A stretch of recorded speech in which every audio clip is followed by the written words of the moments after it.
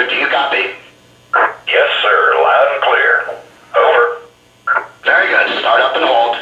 Roger that. Holding for your signal. Out.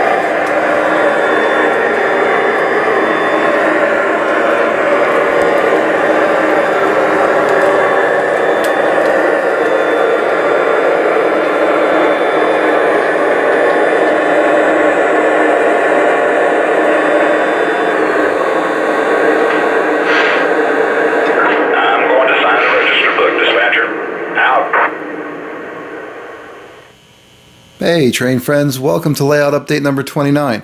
I know it's been quite a while since my last layout update and I've been getting a few people asking me for one, so sorry for the delay, but to be honest with you guys, during the baseball season I watch a lot of baseball, so I don't get a chance to run the trains as much as I'd like to. But while we're here, let's go over some new stuff with the layout. As you can see from this little running session, there are a few new things and we're going to touch on most of them today. First thing you guys can see is the new Lionel AC6000 number 7566. I'm really excited to have this engine. I've never had a Union Pacific AC6000 before. I've got the CSX Heritage version of the AC6000 that Lionel put out a few years ago, but that's the only one. And this engine has lived up to my expectations. I just got it yesterday and it's running terrific. The detail is a lot better than the one that they had out in the past. A friend of mine has that engine. Great engine, nothing bad to say about it, but I think they added a little bit more realism to this one.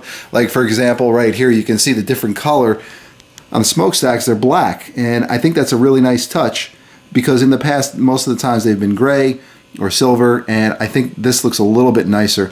And you guys can see just the overall detail of the engine is really great. I'm not going to go into too many specifics. I'll just go past it real quick and I'll let you guys be the judge yourselves. But I think Lionel did a really nice job on this engine. So moving along with layout updates. The first thing you can see is I made this little sign And it's the same exact sign that's on Sherman Hill. Now, since my layout is supposed to be modeled after Union Pacific in Cheyenne, I figured that would be kind of suiting to put on the layout. I made a couple of them, but I'm only going to put this one on, and it's in a good spot so that way you can see it when you walk in the room. I had thought about putting one way over there, but there'd be no way you'd actually see it unless you were standing on top of the layout, or if you were really had great eyes, because otherwise you're not going to see it over there. The next thing, as you guys can see, is the mountain. It's finally done, and I want to take a minute to thank my friend Jake. His YouTube name is Game Gear Master. You guys get a chance, check him out. He's got some really nice videos up. I'll put a link in the description below. But he came up for a visit, and we spent a bunch of hours working on it. Finally got it finished, and it came out a lot better than I expected. Jake showed me a few little things that I didn't know about, and it ended up coming out terrific. So I'm really happy with it. And the one thing you guys might notice in some of the videos in the future, or even in this one, is I did not detail the inside of it yet. I'm going to put ballast on the tracks. I haven't decided if I'm going to paint the inside of it yet, because I made this mountain so that way it could move. I didn't want it to just stay there. In the event that anything ever happened, I can go over there, I can pick it up, I can move it around. So I'm not 100% sure if I'm going to paint it or not. And believe it or not, on the back end there is an open section. You can kind of see it from right here, right on that tunnel portal right there. You can see how it's open. Now, I left that open on purpose because it's easier to grab the mountain from the side if I ever have to pick it up. The walls that I built on it go all the way right up to that spot, so there's 3 walls holding it up, and I think it's probably the best bet. It's not 100% realism, but it works a lot better in case I ever have to move it. Now, another thing I had to do is, since there's 3 tracks over there and there's a switch right by the tunnel, I had to cut the portal in half. And then I did a little detail work, and I haven't decided if I like it or not yet. I'm going to do a little bit more work on that, see if I can make it look a little better. Right now I've just got a little lichen there, and it's kind of covering up the hole. I think it looks okay. From far enough away you can't really tell, but either way, that's one of the things which is going to probably change. And then moving around, this is the city right now. I picked up a bunch of buildings. I moved the American Flag Factory. It used to be where the Hershey factory is right now, but I moved it over to there because I want to make this town very similar to Cheyenne. Now, the buildings obviously are not the same as what's in Cheyenne. I was able to drive down the street with Google Maps, and the Sully's Tavern right there, it could almost pass for one of the buildings that they have in Cheyenne, but for the most part, it's not going to be that accurate. It's going to be close. And the one thing which is somewhat accurate is if you look down the main street in Cheyenne, there is a station that the Union Pacific drives past with their trains, and it's part of the, if I'm not mistaken, the Heritage Society down there. Now, this is the Lionel Rico station. It's not exact, but it's pretty close, and I like the way it came out. I got it off eBay, and the guy who detailed it did a terrific job. And another thing that I did add is back here, I built a yard. And there's 3 tracks back here. So I'm going to be planning on storing a bunch of box cars and other cars there, and I'll end up putting an engine in there permanently so it can move cars around and pull them on and off the main line.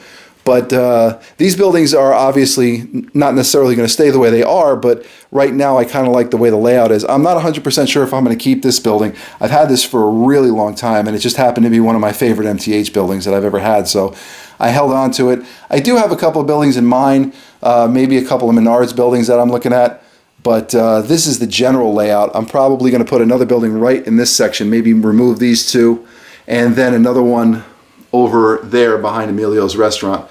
And that'll pretty much be the town. I'm planning on getting Ethel's gas station for over here and making that into a whole bunch of cars and the gas station, so it looks like they're doing work and whatnot. So that's the plan for that. That's kind of it, believe it or not. Even though I said there's a lot of stuff, I went through it a little bit faster than I expected, but the layout's starting to turn out nice. Oh, another thing that I did do is all the way in the main yard over here, I took off some of that track right by the workhouse there because I was having problems going into the turntable. The trains really didn't like it.